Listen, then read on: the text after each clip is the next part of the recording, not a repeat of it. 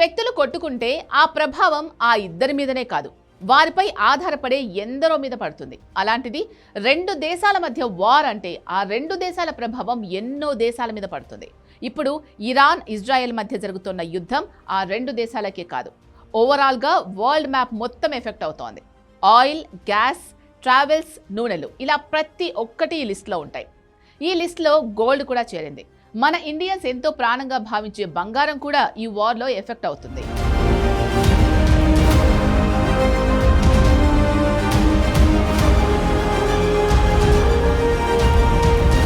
Dubai నుంచి బావ వస్తున్నారు అంటే బావ కొంచెం బంగారం ఏదో ఒక రూపంలో తీసుకురమ్మని రిక్వెస్ట్ చేస్తూ ఉంటారు. ఇప్పుడు ఆ బంగారం గారు కొంచెం వెనక్కు తగ్గారు. ఇండియాలో ధరలు మండిపోతుంటే దుబాయ్లో ఆఫర్లు, డిస్కౌంట్లు నడుస్తున్నాయి. గోల్డ్ మార్కెట్కు స్వర్గధామంగా భావించే దుబాయ్లో ఇప్పుడు గోల్డ్కు డిస్కౌంట్ ఇస్తున్నారట. బట్టలు, సరుకులకు, ఫోన్లకు ఈ ఆఫర్ చూస్తాం. కానీ ఇప్పుడు దుబాయ్లో ఈ ఆఫర్లు ఇవ్వడం వెనుక రీజన్ ఏంటో ఒక లుక్ ఇద్దాం. దుబాయ్ గోల్డ్ మార్కెట్లో లభిస్తున్న డిస్కౌంట్స్ గురించి చూద్దాం. ఆ బిజినెస్ లాజిక్ ఏంటో తెలుసుకుందాం. ప్రస్తుతం యుద్ధం కారణంగా ప్రపంచవ్యాప్తంగా బంగారం ధరలు పెరుగుతుంటే దుబాయ్లో మాత్రం అంతర్జాతీయ ధర కంటే తక్కువకే లభిస్తోంది. దీనికి ప్రధానంగా 4 కారణాలున్నాయి. దుబాయ్ అనేది ప్రపంచానికి బంగారాన్ని పంచే ఒక హబ్. ఇక్కడ నుంచి ప్రతిరోజు టన్నుల కొద్దీ బంగారం భారత్, చైనా మరియు ఐరోపా దేశాలకు విమానాల ద్వారా వెళ్తుంది. సమస్య ఏంద్రా అంటే యుద్ధం వల్ల ఇరాన్ చుట్టూ ఉన్న దేశాల ఎయిర్ రూట్స్ బంద్ అయ్యాయి. విమానాలు ఫైనల్గా క్యాన్సిల్ చేశారు. వెళ్లాల్సిన బంగారం అంతా దుబాయ్ వ్యాపార లాకర్స్లో స్టాక్ టన్నుల లెక్క పేరుకుపోయింది. మార్కెట్లో సరుకు విపరీతంగా పెరిగిపోయింది. కానీ కొనేవారు అంటే ఇంటర్నేషనల్ బయర్స్ లేరు.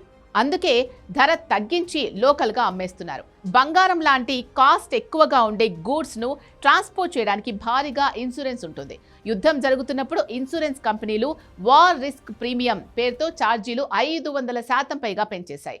విదేశాలకు పంపి భారీ ఇన్సూరెన్స్ కట్టడం కంటే ఆ మొత్తాన్ని కస్టమర్లకు డిస్కౌంట్ రూపంలో ఇచ్చి స్థానికంగానే వదిలించుకుంటే ఒక రేంజ్లో ప్రాఫిట్ వస్తుంది. వ్యాపారులు బ్యాంకుల నుంచి అప్పులు తీసుకొని బంగారం కొంటారు.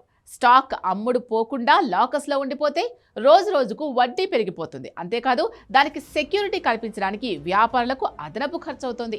దీనికి పరిష్కారం ఏంటి అంటే వడ్డీ భారం పెరగకుండా ఉండడానికి అంతర్జాతీయ మార్కెట్ ధర కంటే ఒక ఔన్సుపై $30 నుంచి $50 వరకు డిస్కౌంట్ ఇచ్చి ఫాస్ట్గా దాన్ని కరెన్సీలోకి మార్చేస్తున్నారు.